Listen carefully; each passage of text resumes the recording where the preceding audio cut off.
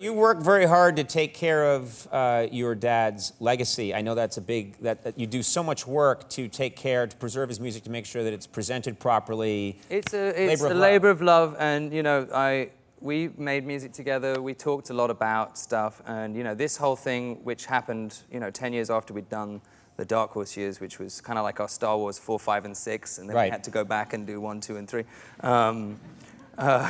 It was, you know, it's been 14 years, I mean, 13 since my dad died this year, and we've been, you know, this has all been in my head with Dad, you know, thinking about it for so long that it's really great to see it sitting on your desk and to just have the fun bit, which is going out and playing some music. And this is absolutely fantastic. Hanging out with this friends. is a beautiful piece of work.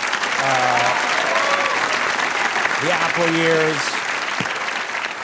Someone told me that that you were skateboarding around town here in Los Angeles. I had an interesting story to tell Yeah, you. what were you doing skateboarding? Well, I was at the Santa Monica courthouse, which has recently been made into a legal skate spot, because actually I made the stupid mistake of skating during court hours there once when I was 12, and I got detained as a minor for hours, by the police, because skateboarding was a crime back then in 1989.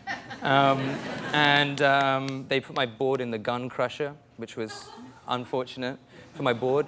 Anyway, so I recently went back there. Well, so what happened? You were detained, and who came and got you out? My aunt, I think, drove from Palm Springs and got me out. Yeah. So thanks, Linda.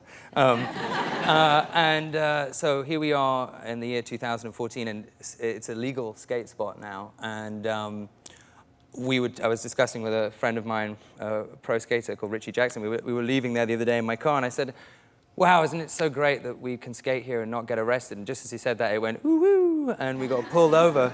And I discussed with the police officer that he didn't know I didn't have my ID. I said, like, if you need proof of who I am, I'll be on Conan on Wednesday.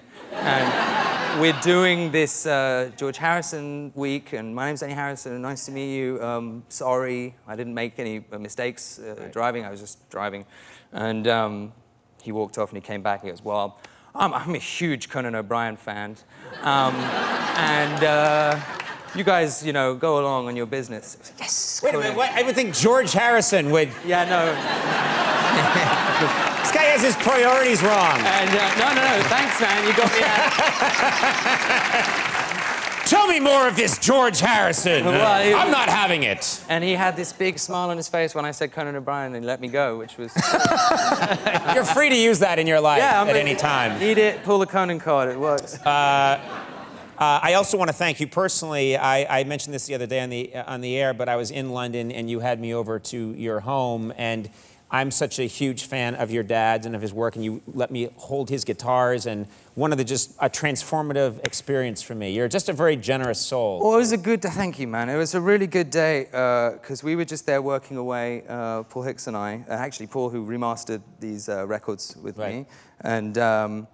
And you know, we knew you were going to be in England, so we thought, come down and have a nice day. Because you can't really say, oh, well, it's kind of like this, it's kind of like that. You just No, it's absolutely amazing. Come and see for yourself. Yeah. And when you grab a guitar off the wall and say, look, it's the 12-string Rickenbacker from Hard Day's Night, Catch. I'm like, ah!